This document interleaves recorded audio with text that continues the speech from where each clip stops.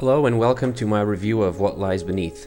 What Lies Beneath is directed by Robert Zemeckis and stars Michelle Pfeiffer and Harrison Ford. This review will contain spoilers, as I will talk about the film and its plot in depth, so if you haven't seen the movie and you don't want any spoilers, you've been warned. I will dig in different aspects of this film, starting with the script, then the performances, and moving on to directing, editing, sound mixing, soundtrack, etc., whatever I feel like talking about. What Lies Beneath came out in 2000. Interesting note about it is that Robert Zemeckis directed this film while waiting for Tom Hanks to lose weight to finish the second part of Castaway, which also came out in 2000. So let's dive into the plot. Again, as I mentioned, I will cover practically the whole story. The film starts with Michelle Pfeiffer's character, Claire Spencer, and it pretty much stays with her the entire film. I don't think there's a single scene without her. She's at the center of the plot. We learn that her daughter is going away to college, and she and her husband Norman, a renowned scientist played by Harrison Ford, have just recently settled in a new home which used to belong to Norman's father. It's a beautiful place in Vermont. We're also introduced to the couple who lives next door. One of the first scenes in the film depicts Claire observing the couple fight outside. This will become a key element in the first part of the film. Still saddened by her daughter's departure, we find Claire browsing in an old photo album and also glancing at a cello case in the back. We see a photo of a wrecked car. Claire becomes upset and runs outside crying, but is interrupted by the sound of her neighbor, sobbing behind the fence that separates the two properties. She attempts to talk to her, but the scene escalates rather quickly, with Mary sounding desperate and afraid. Claire is suspicious about the whole thing, and she gets the feeling that maybe her neighbor is a victim of domestic violence or even something worse.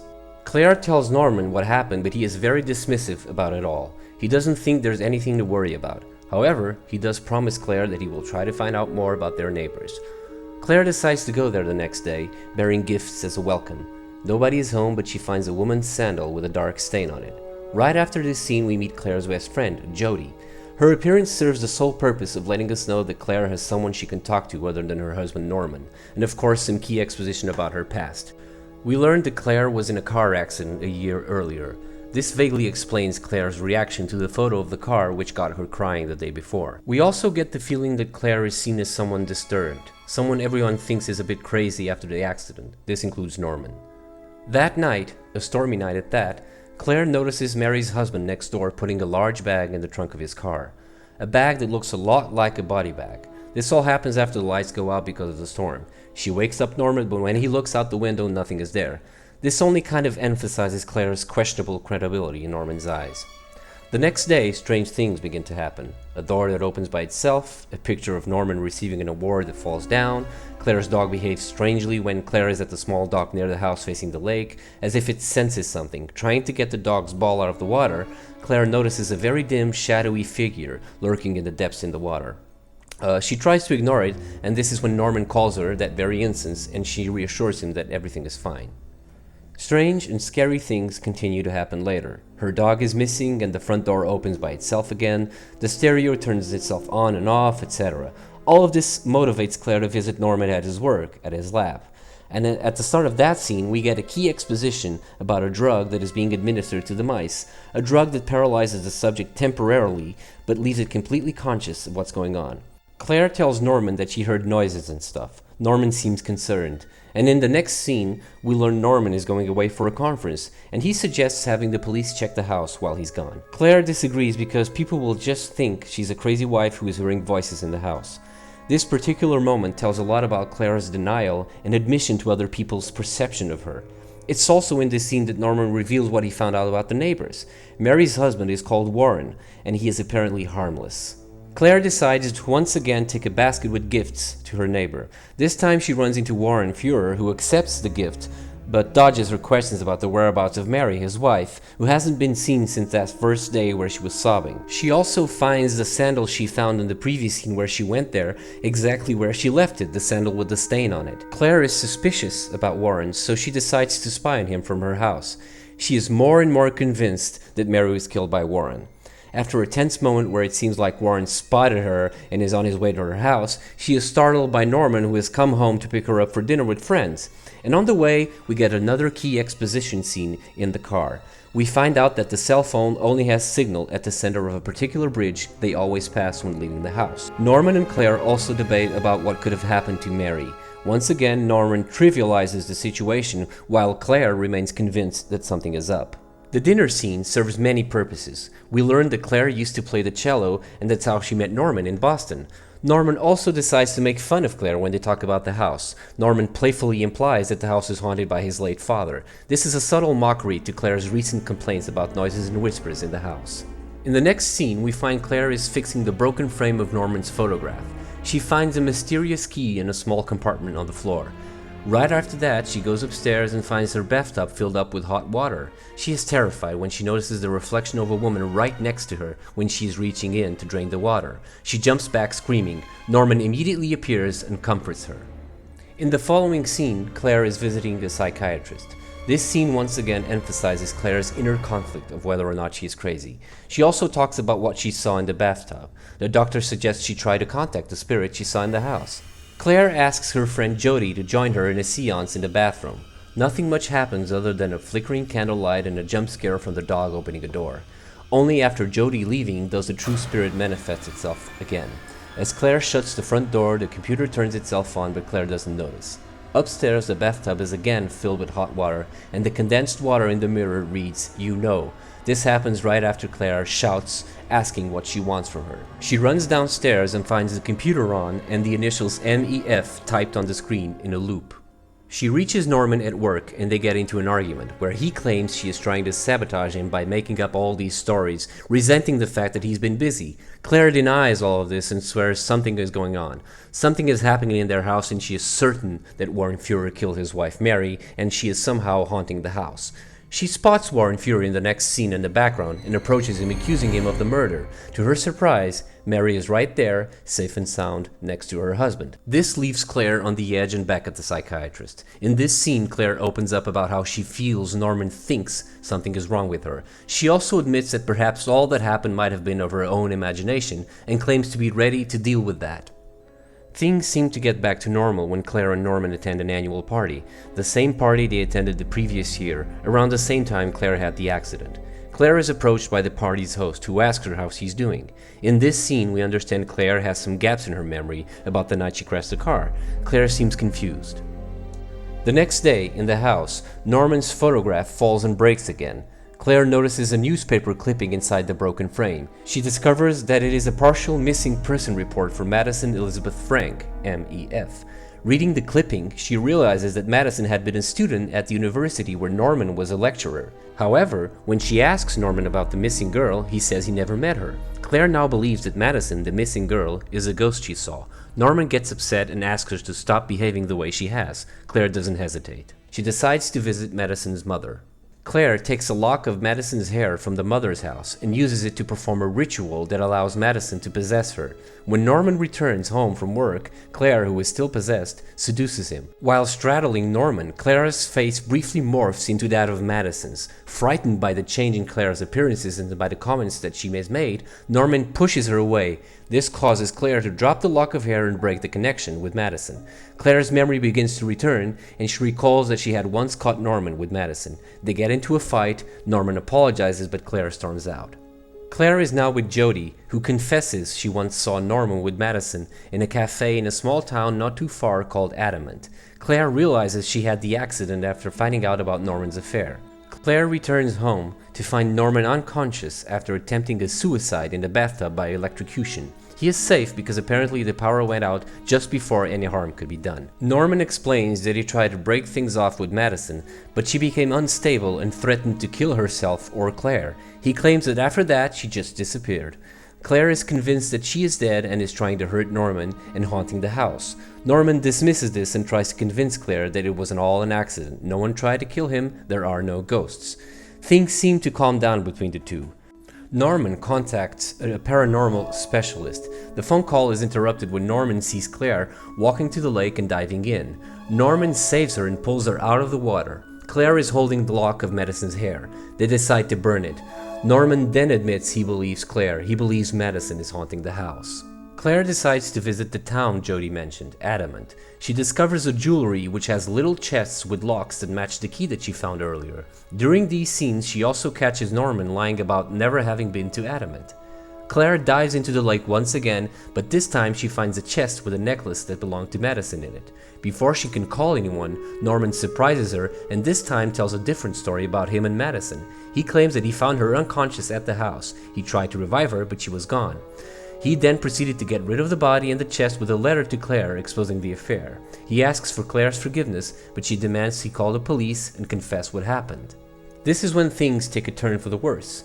Norman fakes a call to the police and subdues Claire. He uses the drug from his lab to paralyze her and reveals the full details of what happened. Norman explains to Claire that Madison was planning on going to the college's dean about their affair and he would not let that happen, so he killed her and pushed Madison's car and the body into the lake. After this, Norman drags Claire to the bathtub, which is still running, and places her in the rising water. Expecting Claire to drown, Norman leans over her paralyzed body to give her one final kiss. While doing so, he notices that she is wearing a pendant around her neck.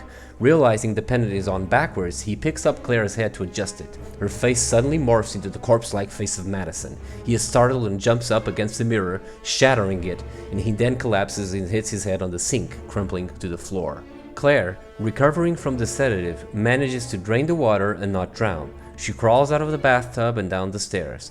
The phone has been disconnected, so she starts to drive somewhere that will have a better cell phone reception, passing Norman's body as she leaves the house. Norman, only stunned, chases her and jumps into the truck when she pauses on the bridge. The truck veers off the bridge and plunges into the lake, the same lake into which Norman pushed Madison's car. Norman grabs Claire's leg so that she cannot escape, but Madison's corpse grabs Norman, drags him to the bottom of the lake and forces him to release Claire's leg so she can float to the surface. Once Norman was drowned, Madison's corpse flashes a creepy smile, pleased that he is dead and that Claire is safe, as if that was a ghost's unfinished business. The following winter, Claire is seen placing a single red rose at the grave of Madison Elizabeth Frank, but not the grave of Norman. The camera pans out and an image of Madison's face is seen in the snow, and this is how the film ends. So what do I think of this film? Before I begin rambling on, please bear in mind that every part of a motion picture is always intimately connected to every other part, so sometimes it's hard to pinpoint the quality of a moment or a scene without mentioning other aspects of the production. My point is, I might talk about acting and mention editing because those two are tightly related and influence each other very deeply. This is just one example. Anyway, moving on. The script is extremely solid and I find little to no problems with it. I remember being blown away the first time I watched the film in theaters. The twist towards the end revealing Norman's crime caught me completely by surprise. Granted, I was younger and easier to fool, I do however still think it works very well today. The dialogue is very well written and much like what you end up seeing in the finished product, the film is very well paced and the plot unfolds very, very creatively.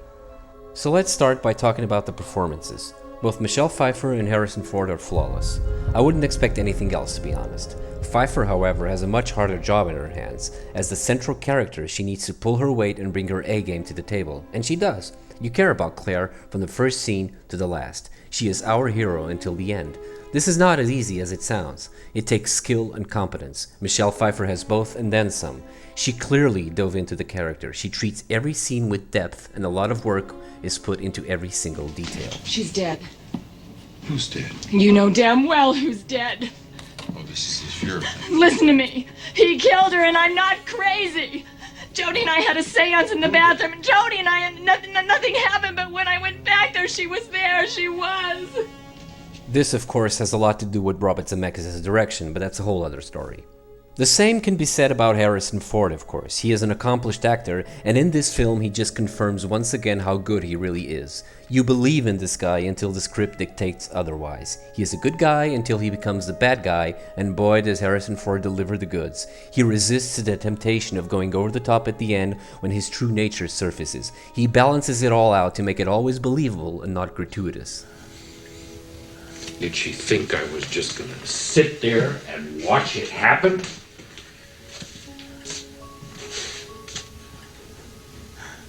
You have no idea what it was like. Hold her underwater. Watch her life slip away.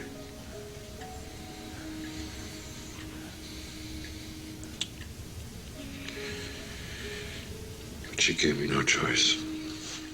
The chemistry between both actors is evident from the very first scene. The smaller scenes that bridge the plot are delivered with excellence. They solidify the credibility of the plot and the background of these characters.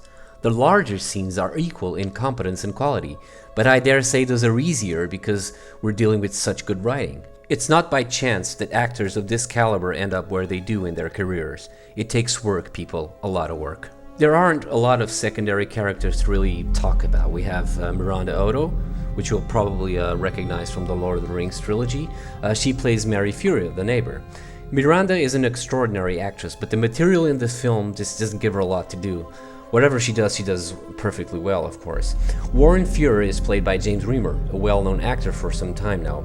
He isn't in the film a lot, just like Miranda, but in every scene that he is in, he just nails it.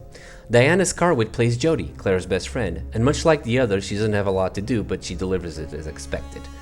There is also Joe Morton, the psychiatrist. I've seen Joe Morton in many films, but the one that always comes to my mind is Terminator 2 Judgment Day. He is only in 2 scenes in this film, and he doesn't do a lot, but it works. So to wrap up this topic, What Lies Beneath is brilliantly acted from start to finish by all parts. Nothing short of what's expected from a film of this caliber. Michelle Pfeiffer and Harrison Ford, as I said, are a delight to watch. Norman, what if something were to happen to her? I'd never be able to forgive. Honey, people argue. People fight. It's not our business. Now, I would like to talk about Robert Zemeckis' work. This film is masterfully directed. In my view, Zemeckis pays tribute to Hitchcock in many ways, but still manages to leave his own personal signature, and that signature is in a bold, large font. With this I mean Zemeckis takes the game to a whole other level. His relationship with the camera is very unique. His shot compositions and his sequences are carefully plotted. He tends to cover many dialogue scenes with one shot only, usually with the aid of a dolly to make those smooth traveling shots while the dialogue progresses. Much like you write a script with setups and revelations, Robert Zemeckis does this with the camera constantly. You can see his shots cutting together seamlessly as the narrative unfolds. He is unpredictable in his choices, but those choices are always inspired and fresh. He manages to hit the right notes every single time in the way that he stages a scene. I love a scene in the film in which Claire and Norman are in the car on their way to have dinner with friends. It's a scene with only 2 shots, using only the mirrors in the car to frame the characters, and then cuts to a second shot that starts out as an insert but finishes off framing Claire in the mirror again. This is done with elegance and craft beyond the reach of most filmmakers these days. You can also notice beautiful transitions in his shots as he carries the scene from point A to point B. One example of this is when Claire is first noticing the broken frame on the floor. As she picks up the frame and removes the glass, the focus is then pulled to the background, showing Warren's car driving away.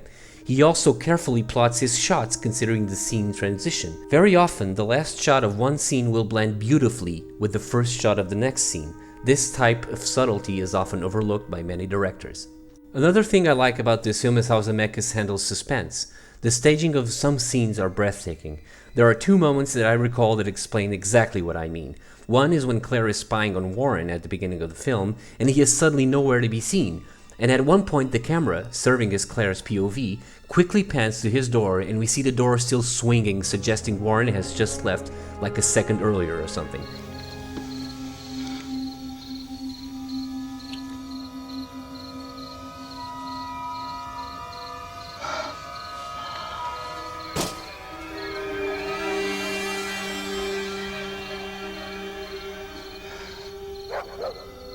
The same thing happens towards the end, during the final set piece when Claire escapes driving away and she looks to the mirror and we see the chair swinging, suggesting that maybe Norman might have passed by. In that same scene we have a beautiful moment that only Zemeckis could pull off. Claire gets in the wrong car and then glances at the mirror, revealing the car she needs to be in. When she leaves the car, Zemeckis stays on the mirror, creating 2 beautiful moments. She opens the door and we see Norman's shadow rising up. And when she shuts the door, we see her already running towards the other car. It's just beautiful to watch. Another thing I would like to point out is Zemeckis' disregard for physics, and I mean this in a good way. He treats the camera as if it could be anywhere. This is very noticeable in the scene towards the end when Claire is immobilized on the floor and Norman kneels down closer to her and the camera just goes underneath the floor to frame the actors appropriately. This also happens just before the mirror shot I mentioned earlier. The camera is outside as Claire gets in the car and then it seamlessly gets inside the car, framing Claire just below the steering wheel. I could talk a lot more about other scenes, but there is one scene I really have to talk about. And that scene is of course the most memorable sequence in the film, the rising water in the bathtub while Claire is powerless to do anything. This is the film's water cooler moment without any doubt. The sequence is a masterpiece on its own. Again, Zemeckis shines. The shot compositions, the editing, the music, but above all, the sound mixing, the sound design. The sound does a lot of work throughout the entire film, but in this scene, it shines. When Claire is practically submerged, we begin to hear what Claire is hearing. The echoing sound of the water is superb. No music is needed to add tension to the scene. The subtle metal sounds echoing as she struggles to survive work beautifully. The final moment when she manages to lift her foot with the aid of the water and strike down the plug chain and yank it free, draining the water slowly, is a perfect ending.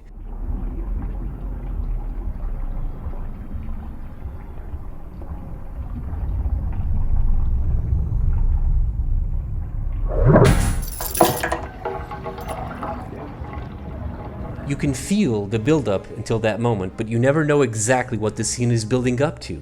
This is Zemeckis at his finest. You can notice similar sequences in other of his films, but that's a whole other story for another day. To sum it up, What Lies Beneath is visually brilliant, to say the least.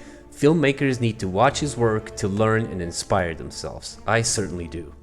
I also love how Zemeckis directs his actors. As I mentioned earlier, both Michelle Pfeiffer and Harrison Ford are brilliant, but they are not brilliant on their own. They can thank Zemeckis a lot for their performances. The dialogue scenes are handled perfectly, and you notice that not a single moment or line is overlooked or disregarded, and this happens in every single scene. The chemistry that shines through has Zemeckis written all over it. You just know that these people spent hours debating the direction the scene should take, the beats of the dialogue, and of course the editing just fine-tunes any mistimed lines or silences. Speaking of editing, there isn't much I can say considering the film doesn't really rely too much on it, since Zemeckis creates a lot of one-shot scenes.